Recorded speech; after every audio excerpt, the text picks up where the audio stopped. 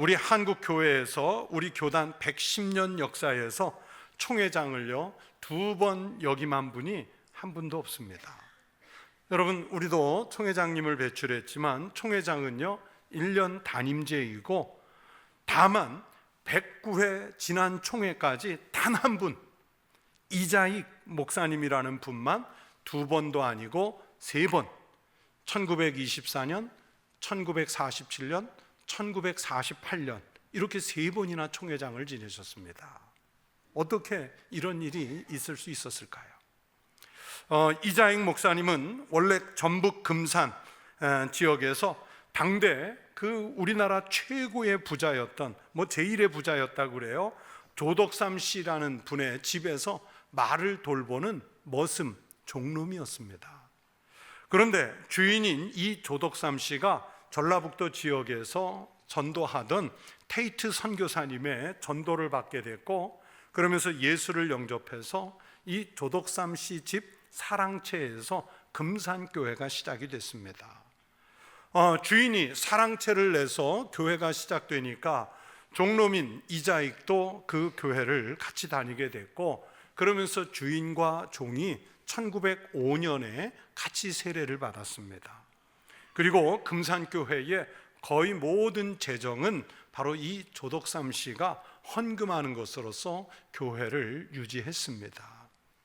그러다가 교회가 이제 어느 정도 규모가 될 정도로 커지면서 제1대 장로를 선택하게 됐는데, 교인들 모두가, 목회자 모두가 다 조덕삼 씨가 장로가 되지 않을까 했는데, 이런 예상을 깨고 종놈인 이자익이 장로로 선택이 됐습니다.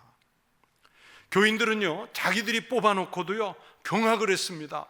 이것 때문에 조덕삼 씨가 교회를 떠나면 어떡하나, 그러면서 그 집 종인 이자익은 어떻게 되나 하면서 걱정을 했습니다.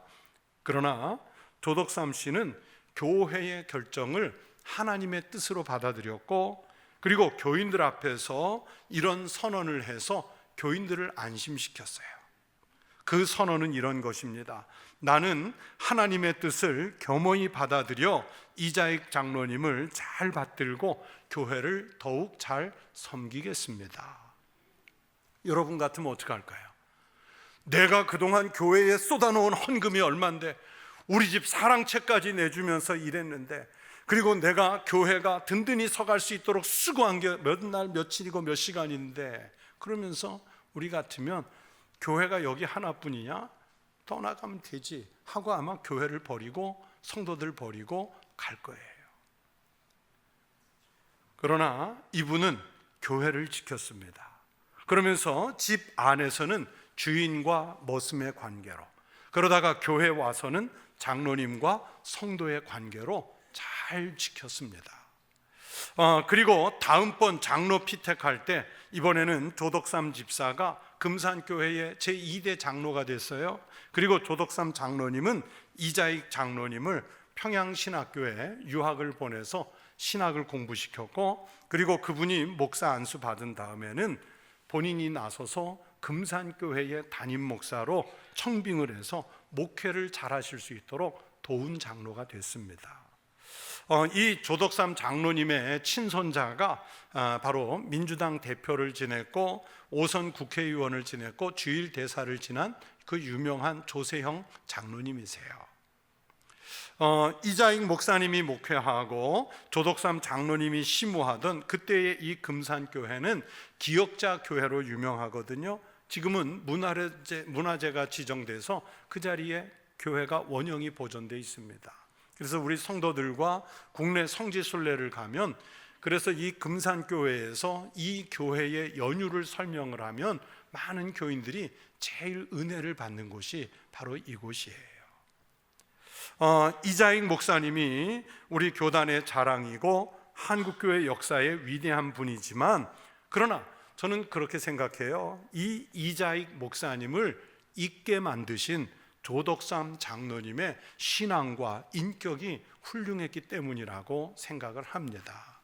조덕삼이 있어야 이자익이 있고, 이자익은 조덕삼이 있었기 때문에 만들어진 거예요.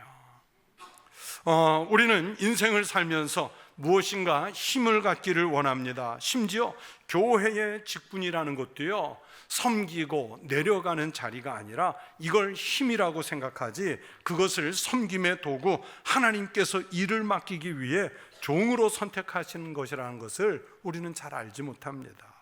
세상적인 힘만이 아니라 교회 안에서도 힘이 생기면 그 힘을 어떻게 하든지 자기의 뜻을 관철시키려는 데 사용하고 다른 이들에게 위상을 과시하려고 활용하려고만 했지, 그 힘을 가지고 겸손하게 섬기는 사람 진정 찾기 쉽지 않습니다.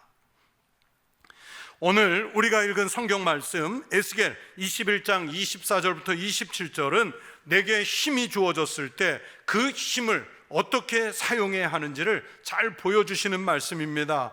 에스겔서 21장은 여호와께서 이스라엘을 칼로 심판하시기 위해서 칼집에서 칼을 뽑았다는 내용입니다. 그래서 에스겔서 21장을 1절부터 천천히 다 읽어보시면 칼이라는 단어가 되게 많이 나와요. 이 21장에는 그래서 여호와의 칼이라는 제목이 붙어 있습니다. 그 내용을 조금 더 설명드리면 이렇습니다. 남왕국 유다가 계속되는 왕들과 백성들의 타락으로 인해 하나님이 심판을 하셨습니다. 그 심판의 도구, 하나님의 여호와의 칼로 사용된 것이 바벨론이라는 제국이었고, 당시에 바벨론의 왕이었던 느부갓네살이었습니다. 당대 세계 최강의 나라였어요. 이 바벨론의 공격 앞에서 지금 남왕국 유다는 멸망 직전에 놓였습니다. 이제 남왕국 유다는요, 정치적으로, 외교적으로, 특히 그 중에서도 신앙적으로 회복할 가능성이 없었습니다. 하나님께서 이 백성들에게 몇 번의 기회를 주었지만 스스로 기회를 버렸습니다. 제19대 왕인 여호야긴 왕까지는 그래도 자기들이 다윗의 후손 가운데서 왕을 세웠는데, 여호야긴도 하나님의 뜻을 좇지 않고 하나님 보시기에 악한 왕이 됐습니다. 느부갓네살 왕이 바벨론에 대항하는 그 여호야긴 왕을 강제로 폐위시켜 버리고 여호야긴을 대신해서 그의 삼촌인 시드기야를 제20대 왕으로 올리는 거예요. 보세요. 이제는 하나님의 선민이요, 하나님의 백성이라고 자부하던 이 유다의 왕이 자신들에 의해서가 아니라 이방 제국에 의해서 함부로 세워지는 그런 시대가 되고 말았어요. 그러나 여러분, 이때까지만 해도 아직은 하나님이 주신 기회였습니다. 하나님은 바벨론을 사용하셔서 이스라엘을 심판하시지만 이스라엘이 회개하고 돌이켜 하나님의 뜻을 따를 수 있도록 다시 한번 기회를 주셨습니다. 시드기야는 성품이 어느 정도 그럴 수 있는 사람이었습니다. 예레미야 34장 8절의 말씀을 보시면 백성들을 생각하는 마음도 있었고요, 그리고 선지자 예레미야와 가깝게 지내면서 선지자에게 하나님의 뜻을 물을 마음도 갖고 있던 사람이 시드기야였어요. 그런데 문제는 왕이 된 다음입니다. 왕이 되니까 생각이 달라져요. 자기에게 힘이 생겼다고 생각합니다. 왕이 되기 전에는 말씀드린 대로 하나님의 말씀을 묻기도 하고 선지자가 전해주는 하나님의 말씀을 듣기도 했지만, 그러나 막상 왕이 된 다음에는 순종하지 않아요. 왕권을 주신 분이 하나님이시라는 것을 잊었습니다. 그러다 보니 하나님을 두려워하기보다는 자기 왕권의 유지를 위해서 주변에 서 있는 그 귀족들을 더 두려워했습니다. 이스라엘을 회복하기 위해 하나님이 주신 기회로 여겨서 바벨론과 우호 관계를 맺어야 한다는 것이 많은 선지자들의 말씀이었는데, 열왕기하 24장 20절 말씀에 보면 시드기야가 바벨론 왕을 배반하니라. 하나님이 사용하시는 칼, 바벨론과 느부갓네살을 자기의 힘으로 꺾어보려고 하나님이 말리시는 애굽과 동맹을 맺어서 그들의 군사력을 의지하려고 해요. 자기가 바벨론 왕과 맹세하고 왕이 됐지 않았습니까? 그러면 땅의 것을 얻고 땅의 명예를 얻기 위해서 그 맹세를 깨뜨리고 바벨론 왕을 배반하고 하나님의 말씀의 뜻을 따르지 않았습니다. 그것에 대해서 오늘 하나님께서 에스겔 선지자를 통해서 말씀하시고 있습니다. 25절 말씀에서 이렇게 말씀하세요. 너 극악하여 중상을 당할 이스라엘 왕아, 내 날이 이르렀나니 곧 죄악의 마지막 때이니라. 시드기야는 자기의 권세가 허수아비인 것을 모르고 왕이 되니까 자기의 권세를 믿었어요. 다윗 가문이라고 하는 출신 성분을 믿었어요. 애굽과 군사 동맹을 맺어놓은 것 때문에 안심했습니다. 자기가 높은 자리에 앉아서 백성들을 내려다보는 그 위엄을 믿었습니다. 그런 사람에게 하나님이 마지막 날이 왔다고 말씀해요. 자기도 물론 잘해보려고 했겠지요. 그러나 하나님은 지금 시드기야와 이스라엘이 인간적인 힘을 빼고 이럴 때 더욱 하나님만 의존하기를 기대하고 계셨던 것입니다. 그래야 거기에 살 길이 있기 때문이에요. 26절 말씀을 보십시오. 여호와께서 이같이 말씀하셨느니라. 관을 제거하며 왕관을 벗길지라. 그대로 두지 못하리니 낮은 자를 높이고 높은 자를 낮출 것이니라. 자기가 지금 쓰고 있는 관이, 자기가 지금 쓰고 있는 왕관이 하나님이 주신 것이라는 것을 시드기야는 잊었습니다. 그래서 득의양양했습니다. 그 힘을 믿었습니다. 그랬더니 하나님께서 칼을 가지고 그 힘을 강제로 빼게 하시겠다고 했죠. 믿고 있는 관을 벗게 하시고 믿고 있는 왕관을 벗게 하시겠다고 말씀하셨습니다. 내가 엎드러뜨리려니와 이것도 다시 잊지 못하리라. 마땅히 얻을 자가 이르면 그에게 주리라. 하나님께서요, 강제로 엎드러뜨리겠다는 말씀을 무려 3번을 반복하시잖아요. 그리고 그 왕관을 얻을 자격이 있는 사람이 나타나면 강제로 빼앗은 그 권력을 넘겨주시겠대요. 하나님을 의지해야 할 민족이, 하나님을 누구보다도 신뢰하고 믿어야 할 사람이 지금 하나님을 배반하고 세상적인 것에 그렇게 의존할 때 하나님이 분노하시고 이미 주신 것을 거두어 가실 수 있다는 것을 성경이 말씀해요. 오늘 읽지 않았지만 본문 앞에 16절 17절에서 이렇게 말씀하죠. 카라 모이라, 오른쪽을 치라. 대열을 맞추라, 왼쪽을 치라. 향한 대로 가라. 나도 내 손뼉을 치며 내 분노를 다 풀리로다. 여호와가 말하였노라.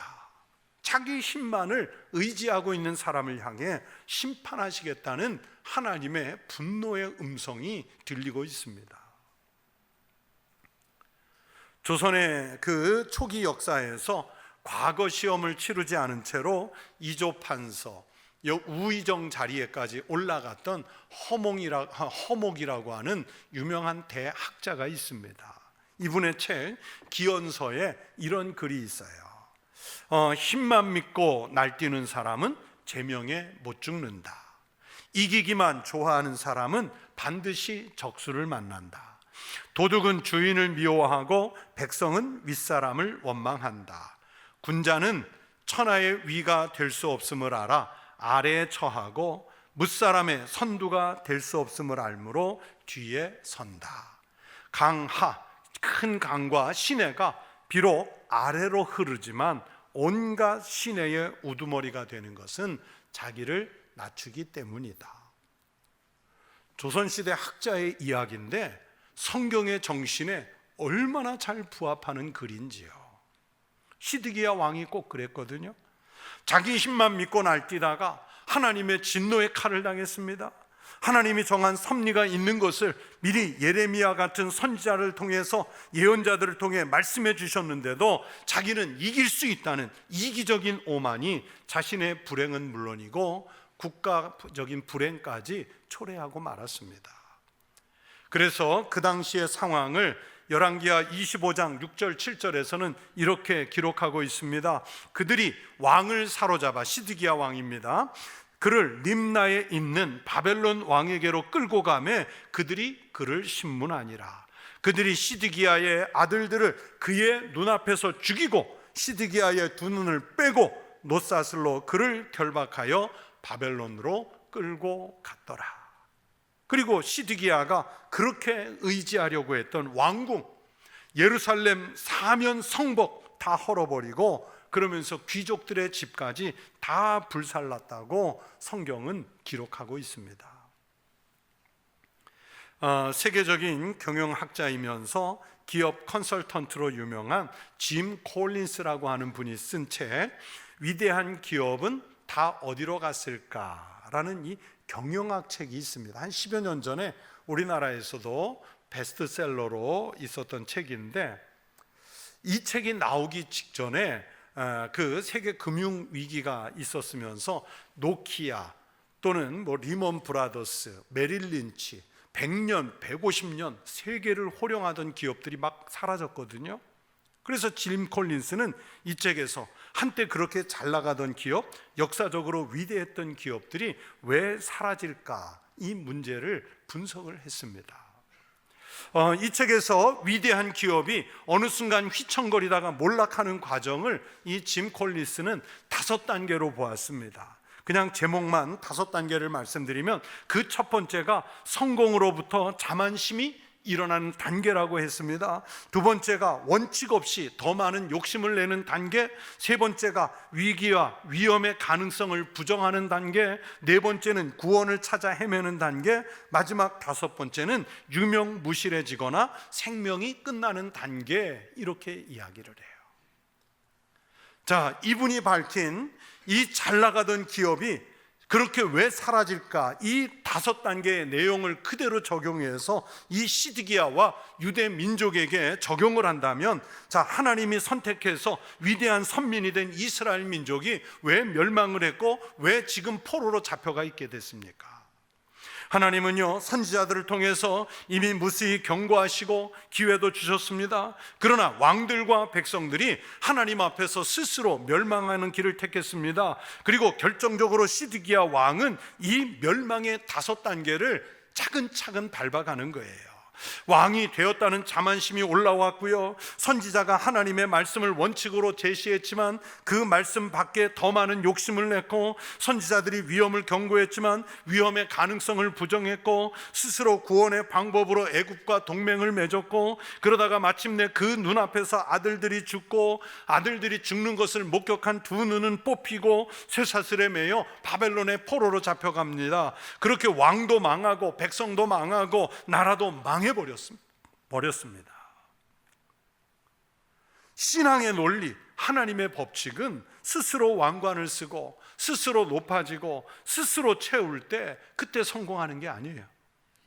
하나라도 더 많이 비울수록, 인간적인 것 하나라도 더 많이 버릴수록, 한 계단이라도 더 낮은 곳으로 내려갈수록 하나님은 오히려 더 채워주시고 더 높여주시고 더 큰 능력으로 덧입혀 주시는 줄로 믿습니다. 예수님을 생각하세요. 여러분, 예수님은 하나님과 동등됨을 취할 수 있었던 분이라고 했잖아요. 그런데 오히려 그것을 취하지 않고 자기를 비워 종의 형체를 가지셨다고 성경은 말씀합니다.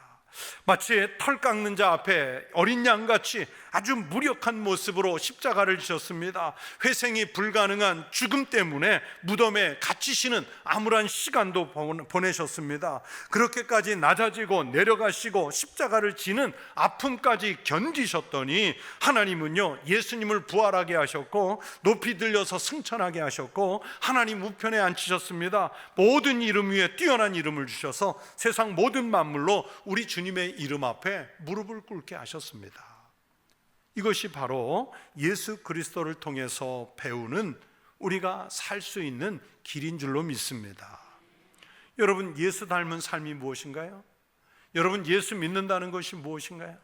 여러분, 지금 예수님을 믿고 싶어서, 여러분은 지금 예수님을 닮고 싶어서, 예수님의 삶을 여러분의 삶의 자리에 구현하고 싶어서 그 말씀 배우려고 이 자리에 와서 예배드리고 앉아 있는 것 아니겠습니까? 자기가 가진 권력, 지식, 물질의 힘을 빼고 그 자리에 예수 그리스도가 계시도록 대입을 시키는 것입니다. 자기 힘으로 잘해보려고 하면 주님이 임재할 자리가 없어지잖아요. 내가 가진 힘을 빼고 예수님이 삶을 이끄시도록 맡기면 하나님은 더 좋고 분명한 길로 우리를 이끄시고 우리에게 최상의 것을 주실 줄로 믿습니다.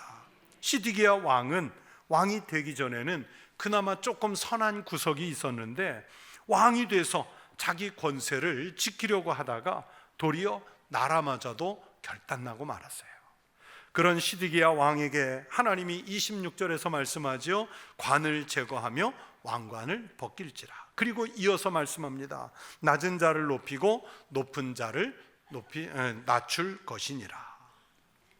여러분, 내가 쓰고 있는 영광스러운 관, 내가 쓰고 있는 빛나는 왕관 같은 것들을 내가 스스로 벗고 하나님 앞에서 겸손하게 서면 정말 아름답습니다.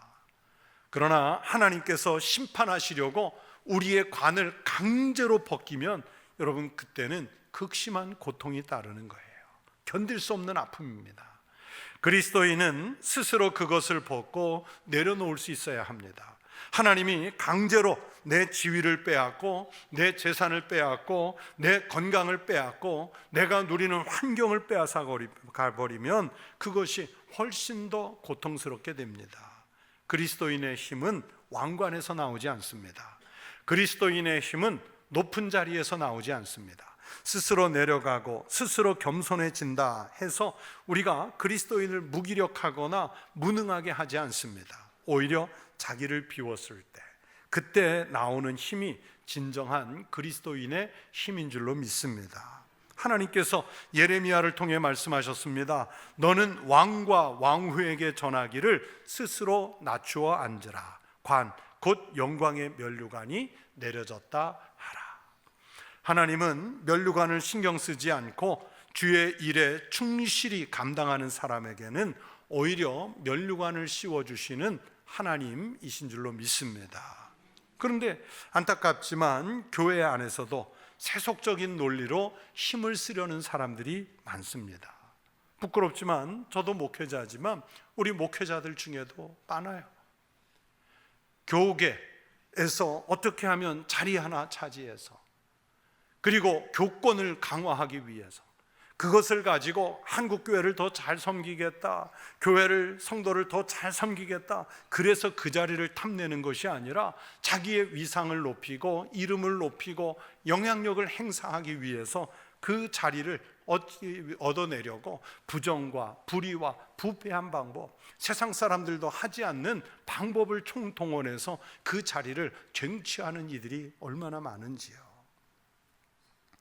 교회 안에 직분자들 중에도 많습니다. 교회 나오는 교인들을 보면요, 세속에서 조금 지위가 있다고 하는 분들, 예를 들면 뭐 지역의 정치인이거나 교수거나 법조인이거나 의사이거나 조금 큰 기업의 임원이거나 그러면 사람들이요, 교회 출석한 지 얼마 안 됐는데도요 금방 알아주고 존중을 해줍니다. 그래서 그 순간 사회적 지위가 교회 안의 지위로 자리 잡는 것을 쉽게 목격할 수 있어요. 하나님 앞에서 그래도 괜찮겠습니까? 그렇지 않습니다. 교회에서 힘쓰는 사람은요, 교회 오래 다닌 연륜이 아닙니다. 세상에서의 지위가 힘을 쏘는 것이 아닙니다. 세상적인 지식, 물질, 권세가 졌다고 그것이 교회 안에서의 힘으로 연결되지 않습니다.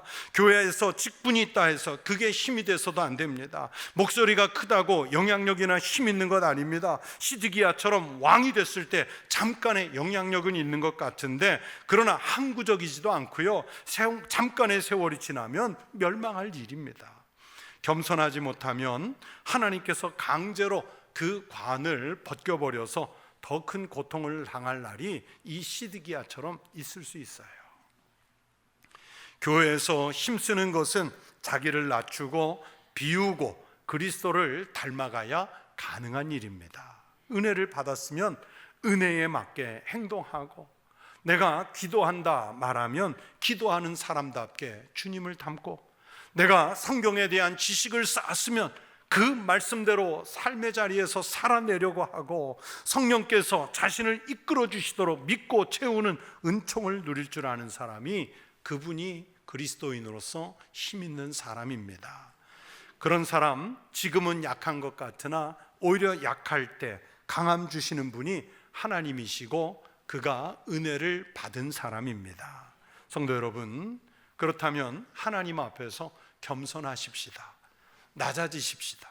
세상에 나가서도, 여러분의 일터에 가서도 거기에 군림하는 것이 아니라 그곳에서 낮은 채로 섬기면서 일하십시오. 하나님 앞에서 우리의 교만의 면류관, 인간적인 자랑의 면류관을 벗고 온전하신 하나님의 권능을 힘입어 세상에서 믿음 생활에서 승리의 삶을 살아가는 우리 청북교회 모든 믿음의 성도들이 되시기를 주의 이름으로 축원합니다.